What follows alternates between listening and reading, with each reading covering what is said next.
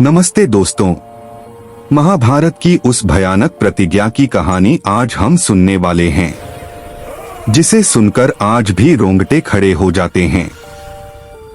एक ऐसी प्रतिज्ञा जो क्रोध से नहीं बल्कि अन्याय के विरुद्ध उठी थी। सभा में अपमानित हुई द्रौपदी, हंसता हुआ दुःशासन और मौन बैठे राजाओं के बीच भीम की आंखों में जलती हुई आग। उस क्षण भीम ने जो कहा वह केवल शब्द नहीं थे, वह महाभारत के विनाश का बीज था।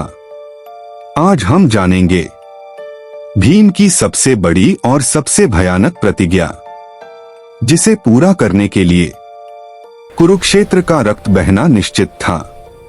इस घटना के बारे में शुरुआत से जानते हैं। हस्तिनापुर राज्य के राजा धृतराष्ट्र जी के दरबार में सभा बैठी थी, जिसमें युवराज दुर्योधन और उसके मामा शकुनी ने जुए का आयोजन किया था, जिसमें उन्होंने पांडव पुत्रों युधिष्ठिर को जुआ खेलने बुलाया। मामा शकुन ने अपनी चाल से सब कुछ अपने भांजे दुर्योधन को जिता दिया। तभी शकुनी बोले, भाभी जी, तुम तो सब कुछ हार गए। अब क्या दप्पे लगाना चाहते हो? युधिष्ठिर शर्म से सिर झुका लेते हैं। अर्जुन और भीम भी अपने कर्तव्य से बंधे थे। तभी दुर्योधन बोला, अब क्या दमन पर लगाना चाहोगे? शकुनी बोले, ये क्या दमन पे लगाएगा बाजिए? अब क्या हारना बाकी है? अपना राज्य दबो तो पैसा, भाई और मुन्नी को तो हार चुका है, उसके पास कुछ बचा ही नहीं।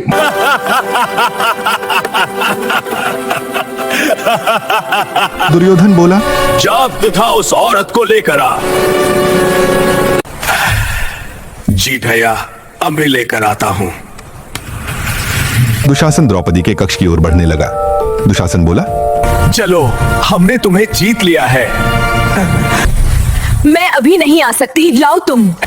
मुझे पता है गांधी की रेशगिरी तुम ऐसे नहीं मानेगी, तुझे घसीट कर ही ले जाना पड़ेगा। दुशासन द्रौपदी के बाल खींचकर उसे घसीट कर ले जा रहा था। दुर्योधन बोला, लेकर आओ यहां उसे, उसकी जगह मेरी जातियों पर है। द्रौपदी चीख कर बोली, युधिष्ठिर, अर्जुन, भीम, मुझे बचाओ। लेकिन वे तीनों चुप रहे, क्योंकि तीनों अपने कर्तव्य से बंधे थे। भीम को बहुत गुस्सा आ रहा था, लेकिन वे भी अपने भैया की वजह से चुप थे। दुशासन द्रौपदी की साड़ी खींचने लगा। सभी लोग हंस रहे थे। ये सब पितामह भीष्म चुपचाप बैठकर देख रहे थे। उन्होंने एक बार भी दुशासन को नहीं रोका। उनके अलावा गुरु द्रोण, कृपाचार्य, राजा धृतराष्ट्र और सभी ज्ञानी लोग भी दुशासन के इस नीच कर्म को देख रहे थे। लेकिन न तो बोले पितामह भीष्म, न बोले गुरु द्रोण, न बोले कृपाचार्य और न ही बोले राजा धृतराष्ट्र। दुशासन द्रौपदी की साड़ी खींचता जा रहा था। द्रौपदी चिल्ला रही थी, लेकिन उसकी आवाज सुनने वाला कोई नहीं था। द्रौपदी अंदर से टूट चुकी थी। जब द्रौपदी को कोई और रास्ता दिखाई नहीं दिया, तो उसने सब कुछ भगवान श्री कृष्ण पर छोड़ दिया। वह मन ही मन बोली, हे कृष्ण, इससे मुझे कोई भी नहीं बचा चाहता। दुगु, अब मेरी इज्जत आपके हाथों में है। कृष्ण समझ गए, अब वहां उनकी सबसे ज्यादा जरूरत है। श्री कृष्ण ने आशीर्वाद दिया। दुशासन द्रौपदी की साड़ी खींचता रहा, लेकिन साड़ी खत्म ही नहीं हो रही थी। महाभारत में पहली बार श्री कृष्ण ने अपनी लीला दिखाई। द्रौपदी की प्रार्थना सुनकर कृष्ण ने उनकी साड़ी इतनी बड़ी कर दी कि दुशासन के बहुत देर तक खींचने के बाद भी साड़ी खत्म नहीं हुई। शकुनी बोला, सब लोग चौंक गए। सब सोचने लगे, आखिर यह कौन सी शक्ति है? तब धृतराष्ट्र बोले, यह तो कोई दैवीय शक्ति है, बंद करो ये घिनौना खेल।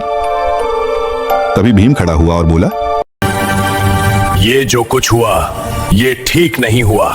मिशन कभी जाए, इसकी सभा सभी कौरवों को भुगतनी पड़ेगी। किसे पता था कि भीम गुस्से में इतनी बड़ी प्रतिज्ञा कर लेगा। भीम बोला, जिस हाथों से तुमने बाल गिराज है, उस बाल को मैं तुम्हारे खून से धाऊंगा। तुम्हारे सोबाई को भी मैं ही मारा दूंगा। मैं मैं भी शपथ लेता हूँ। ऐसी भीषण शपथ सुनकर धृतराष्ट्र चौंक गए, पितामह भीष्म चौंक गए, गुरु द्रोण हक्के बक्के रह गए, कृपाचार्य भी चौंक गए। अर्जुन को भी यकीन नहीं हो रहा था।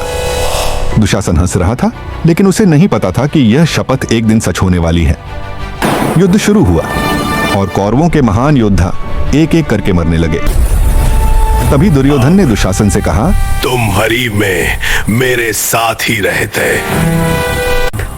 बगया, आपको मुझे पर सितनामे 20 पर नहीं है।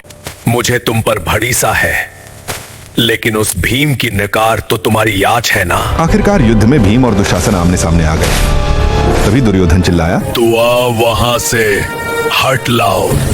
दुशासन बोला, रुको भैया, मैं इसे मार दूंगा। दोनों भयंकर युद्ध करने लगे। भीम ने दुशासन को नीचे पटक दिया। भीम दुशासन की छाती फाड़ने लगा। तभी दुर्योधन चिल्लाया, कौन सो तुझे? श्री कृष्ण ने चारों ओर कवच कर दिया। अर्जुन बोले, कोई रोक उसे, ये अंशा है। तब युधिष्ठिर बोले, बस गए। उस दिन में भी कुछ नहीं बोला था और आज भी कोई कुछ नहीं बोलेगा। भीम को अपनी शक्ति पूरी करने दो। और भीम ने दुशासन की छाती फाड़कर अपनी शपथ पूरी कर ली। इस कहानी से हमें ये सीख मिलती है कि अन्याय को सहना कभी धर्म नहीं होता। जब सम्मान और सत्य पर आघात हो तो मौन रहना भी अपराध बन जाता है। भीम की प्रतिज्ञा हमें सिखाती है कि धैर्य आवश्यक है, पर अन्याय के विरुद्ध खड़ा होना उससे भी बड़ा धर्म है। अगर आप ऐसी अनकही कथाएं सुनना चाहते हैं तो चैनल को सब्सक्राइब करें और इस वीडियो को शेयर करें ताकि धर्म की आवाज दूर तक पहुंचे।